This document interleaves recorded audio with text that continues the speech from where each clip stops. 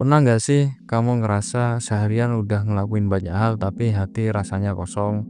Bangun tidur langsung buka HP, scroll TikTok, ketawa-ketawa, senang.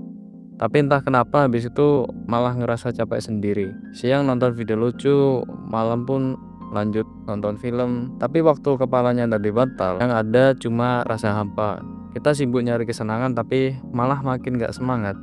Dulu hal-hal kecil bisa bikin kita bahagia, tapi sekarang semuanya kayak hambar gitu. Kenapa bisa kayak gitu? Mungkin jawabannya ada di otak kita sendiri, lebih tepatnya di satu zat kecil yang bernama dopamin, si pembawa rasa senang yang ternyata bisa jadi pedang bermata dua. Jadi, apa sih sebenarnya dopamin itu? Kita bisa anggap otak kita kayak pusat kendali yang ngatur banyak hal, mulai dari motivasi, perasaan senang, sampai keputusan-keputusan penting yang kita ambil. Dan salah satu cara otak ngasih kita motivasi dan kebahagiaan adalah lewat dopamin. Bayangin deh, setiap kali kamu ngelakuin sesuatu yang bikin kamu senang, misalnya makan makanan favorit, dapat like di Instagram, atau bahkan cuma scroll video lucu, otak langsung kasih sinyal positif dan ngerilis dopamin. Ini yang bikin kita merasa puas dan rasanya pengen ngulangin lagi. Ada hal menarik yang ditemukan dalam sebuah studi dari Frontiers in Psychology pada tahun 2021.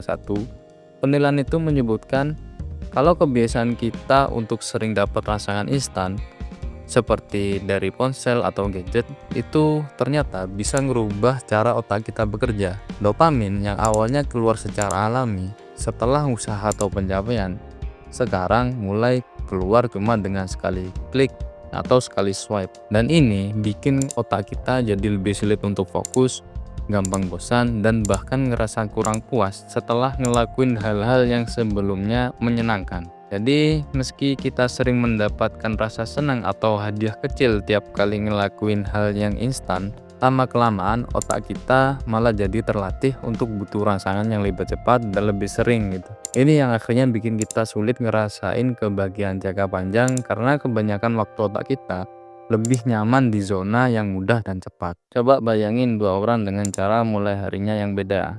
Yang pertama namanya Andi. Begitu bangun, langsung ambil HP, scroll TikTok, nonton video satu-satu. Lucu sih, seru juga.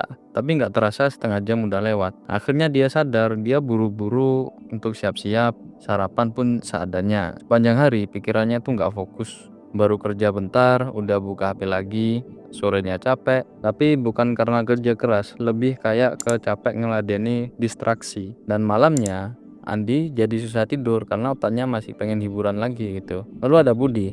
Nah, si Budi itu begitu bangun, dia nggak langsung pegang HP. Dia duduk dulu, tarik nafas, buang nafas. Cuma 5 menit, tapi cukup bikin tenang. Terus dia baca buku sebentar, minum air, baru mulai harinya dengan kerja. Nah, waktu kerja, pikirannya tuh jadi lebih fokus. Dia nggak gampang ke distraksi. Waktu sore hari, dia tuh ngerasa puas dan malamnya dia tidur lebih nyenyak. Padahal beda mereka cuma satu hal kecil, siapa yang mengontrol pagi harinya sendiri atau HP-nya gitu. Dan ini bukan cuma pendapat pribadi. Laporan resmi dari US Surgeon General tahun 2023 itu bilang remaja yang menggunakan media sosial yang lebih dari 3 jam per hari itu beresiko mengalami gejala depresi dan kecemasan 2 kali lipat dibanding yang menggunakan lebih sedikit. Bayangin, cuma karena scroll media sosial lewat dari 3 jam, kesehatan mental kita itu bisa ikut keganggu. Bukan karena media sosial itu jahat, tapi karena kita nggak sadar udah terlalu tenggelam di dalamnya. Otak kita itu terus dirangsang untuk cari hiburan yang instan, dan lama-lama kita jadi lupa caranya menikmati ketenangan tanpa distraksi.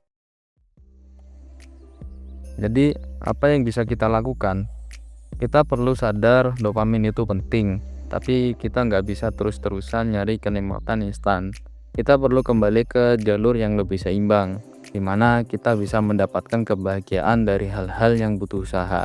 Jangan biarkan otak kita jadi kecanduan dengan yang cepat tapi kosong.